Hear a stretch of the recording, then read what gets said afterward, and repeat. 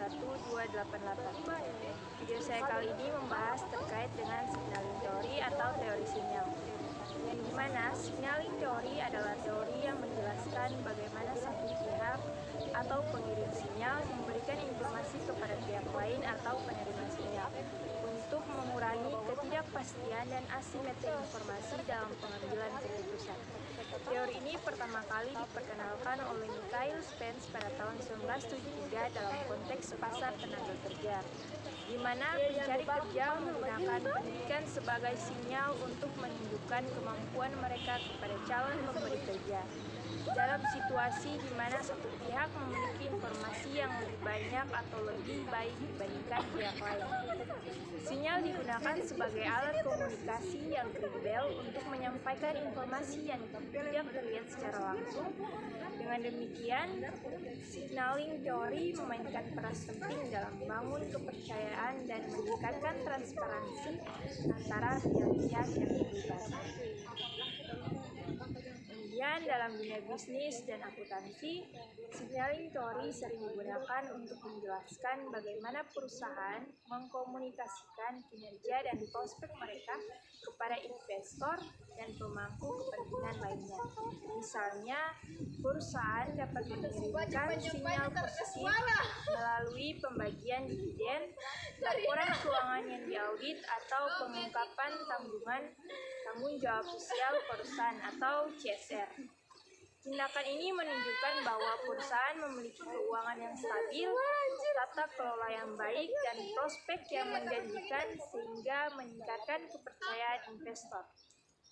Selain itu, biaya yang dikeluarkan untuk mengirimkan sinyal tersebut juga memperkuat kredibilitas informasi, karena hanya perusahaan dengan kondisi keuangan yang sehat yang mampu membiayai sinyal semacam itu. Dengan cara ini, signaling teori membantu mengurangi ketidakpastian dan mendorong pengambilan keputusan yang lebih baik. Konsep utama dalam signaling theory yang pertama itu ada informasi asimetris, yang dimana informasi asimetris adalah situasi di mana satu pihak memiliki informasi yang lebih banyak atau lebih akurat dibandingkan pihak lainnya, sehingga menciptakan ketidakseimbangan dalam pengambilan keputusan. Dalam konteks signaling teori, informasi asimetris sering terjadi di pasar, di mana penjual atau manajer memiliki pengetahuan lebih dalam mengenai kondisi internal suatu perusahaan dibandingkan investor atau pembeli. Ketidakseimbangan ini dapat menimbulkan ketidakpastian dan meningkatkan risiko pengambilan keputusan yang salah. Misalnya, manajemen perusahaan mengetahui kondisi keuangan dan prospek bisnis mereka, tetapi investor hanya dapat menilai dari informasi publik yang terbatas, seperti laporan keuangan atau pengumuman resmi. Karena informasi yang tidak seimbang ini, pihak yang memiliki lebih sedikit informasi seringkali bergantung pada sinyal yang dilakukan oleh pihak yang lebih tahu untuk membuat keputusan. Informasi asimetris juga dapat menyebabkan masalah seperti adverse selection atau pemilihan yang salah, atau moral hazard atau perilaku tidak bertanggung jawab setelah kesepakatan. Oleh karena itu, pengelolaan informasi asimetris melalui penyampaian sinyal yang akurat dan kredibel menjadi penting untuk membangun kepercayaan dan memastikan keputusan yang lebih rasional. Dalam praktiknya, perusahaan menggunakan berbagai metode untuk mengurangi ketimpangan ini, seperti audit eksternal, sertifikasi, dan transparansi dalam pelaporan keuangan, yang bertujuan untuk meyakinkan pihak luar bahwa perusahaan memiliki kinerja dan tata kelola yang baik. Dan yang kedua ada sinyal. Dalam signaling, teori adalah tindakan, simbol, atau informasi yang dikirimkan oleh pihak yang memiliki lebih banyak informasi atau pengirim sinyal kepada pihak lain yang memiliki informasi terbatas atau penerima sinyal. Sinyal ini bertujuan untuk mengurangi ketidakpastian dan membangun kepercayaan melalui penyampaian informasi yang kredibel dalam konteks bisnis dan akuntansi. Sinyal dapat berupa laporan keuangan yang diaudit, pembagian dividen, pengumuman laba, atau sertifikasi kualitas produk. Sinyal yang baik harus memiliki karakteristik kredibilitas dan relevansi sehingga dapat dipercaya oleh penerima sinyal untuk membuat keputusan yang lebih rasional. Misalnya, perusahaan yang membagikan dividen secara konsisten dapat memberikan sinyal bahwa kondisi keuangan stabil dan memiliki prospek jangka panjang yang baik. Lebih jauh lagi, pengiriman sinyal seringkali melibatkan biaya yang disebut sebagai biaya pengiriman sinyal. Biaya ini juga berfungsi sebagai mekanisme untuk membedakan pengirim sinyal yang kredibel dari yang tidak. Perusahaan yang benar-benar memiliki kinerja yang baik cenderung bersedia mengeluarkan biaya untuk mengirimkan sinyal tersebut, seperti melakukan audit eksternal atau mengeluarkan laporan keberlanjutan yang transparan. Tapi di sisi lain, perusahaan dengan kondisi keuangan yang buruk mungkin enggan mengeluarkan biaya untuk sinyal semacam ini, sehingga memungkinkan penerima sinyal untuk membedakan antara perusahaan yang sehat dan yang tidak. Dengan demikian, sinyal berperan penting dalam mengatasi masalah informasi asimetris dan menciptakan kepercayaan antara kedua belah pihak, terutama dalam situasi di mana informasi tidak dapat diamati secara langsung dan diterima sinyal oleh penerima. Yang ketiga ada biaya pengiriman sinyal. Dalam signaling, teori merujuk pada pengorbanan atau investasi yang dikeluarkan oleh pengirim sinyal untuk membuktikan kredibilitas informasi yang disampaikan.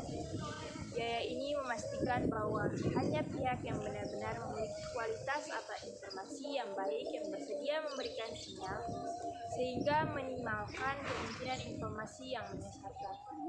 Dalam konteks bisnis, biaya ini dapat berupa audit eksternal, sertifikasi kualitas, atau pengeluaran untuk kegiatan tanggung jawab sosial perusahaan atau CSR.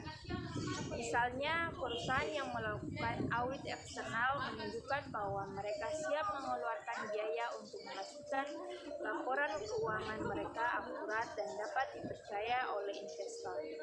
Hal ini memperkuat kepercayaan dan mengurangi ketidakpastian dalam pengambilan keputusan. Selain itu, biaya pengiriman sinyal juga berfungsi sebagai mekanisme pemisah atau separating mekanisme antara pengirim sinyal yang jujur dan yang tidak.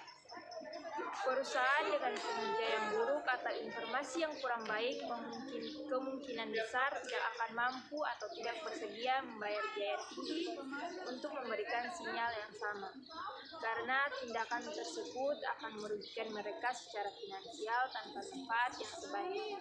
Oleh karena itu, penerima sinyal cenderung lebih mempercayai sinyal yang melibatkan biaya tinggi karena dianggap sulit untuk dipalsukan dalam jangka panjang.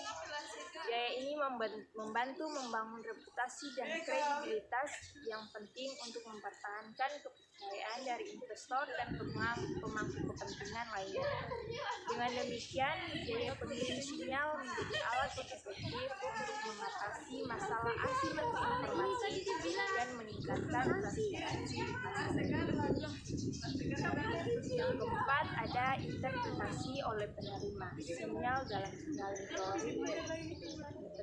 Sinyal dalam signaling teori adalah proses di mana pihak yang menerima sinyal atau penerima menilai, memahami, dan mengevaluasi informasi yang disampaikan oleh pengirim sinyal. Proses ini sangat penting karena efektivitas sinyal bergantung pada bagaimana penerima proses dan mempersepsikan informasi tersebut.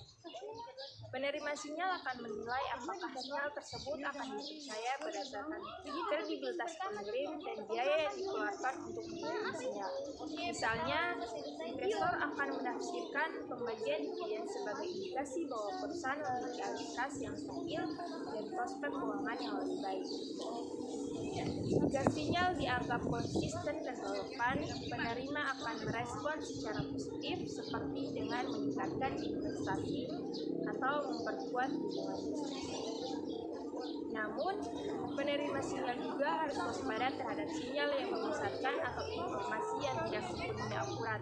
Oleh karena itu, penerima sering menggunakan alat bantu seperti analisis data, laporan audit, atau rekomendasi dari analisis keuangan untuk memverifikasi validitas sinyal. Proses interpretasi ini juga dipengaruhi oleh pengalaman, pengetahuan, dan persepsi risiko yang dimiliki oleh penerima sinyal.